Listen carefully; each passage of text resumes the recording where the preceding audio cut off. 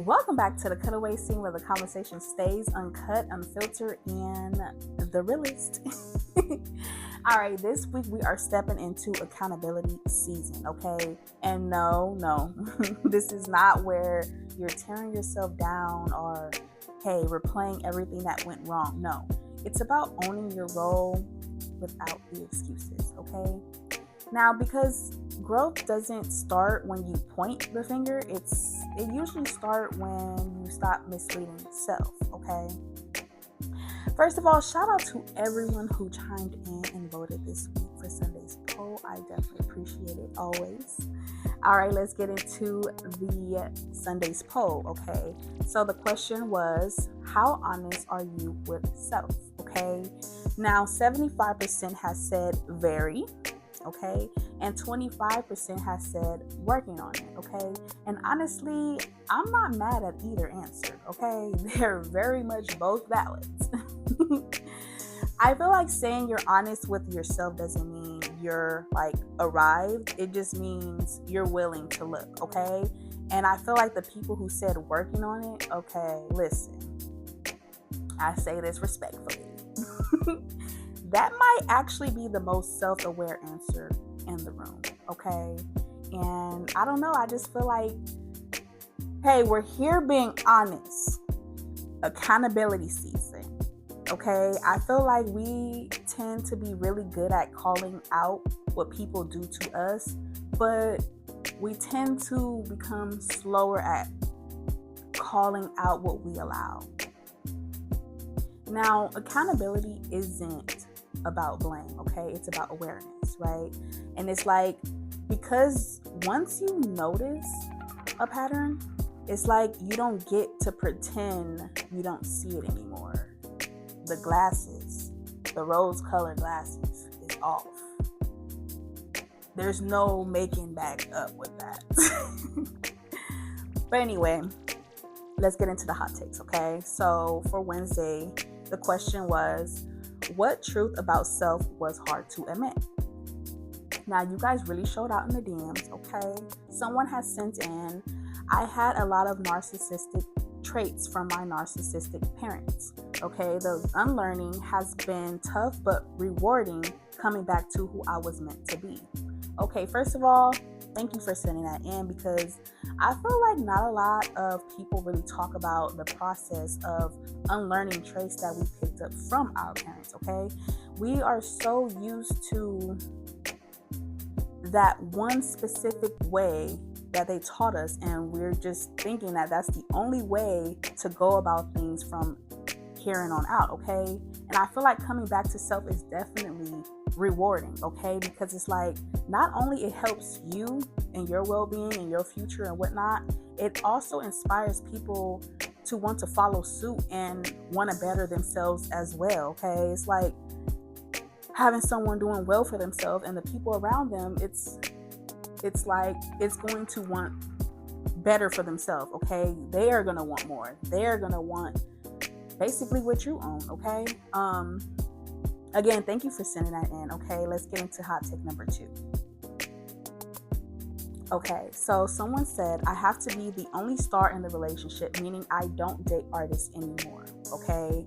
And honestly, I feel that for real, okay? Not a lot of people know the behind the scenes of dating as an artist, okay? Things get real. I mean, I'm sure you have many other reasons you can add to this, but I can definitely say dating as an artist, well, hey, in general, it doesn't even have to be another artist, but I've had people think that my songs were about them, okay? People try to really read too deep into my lyrics and trying to put 2 and 2 together, but you're getting 6. How are we ending up with a remainder here, okay? And it's like, we also have some people, okay, becoming envious of your success, okay? If I had relationships that, the person I was dating, they were really like in competition, and it doesn't even have to be a romantic relationship. It's just out there, okay? And it's like, I don't know, that's a different story for a different day, okay? We're talking about accountability today. All right, but anyway, thank you for sending that in, okay, and sharing some behind the scenes of how some artists feel, for real, behind the scenes, okay. Now, what stood out to me most reading these is how many of us already know the truth, okay. We just don't like sitting with it, okay? And it's like awareness is quiet, yes, and accountability is uncomfortable, okay? Let's throw in some hypotheticals. All right, so scenario 1. You get into an argument with someone, they tell you exactly what hurts them, okay? You apologize, hey, you acknowledge it, you promise to do better, okay? A few weeks later, the same issue comes up, okay? With them or with someone else, okay? At that point, are you still being accountable, or are you still really good at apologizing?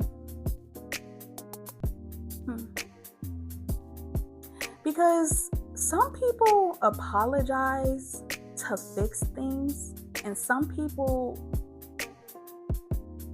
apologize just to end the conversation, okay? All right, let's get into scenario number 2.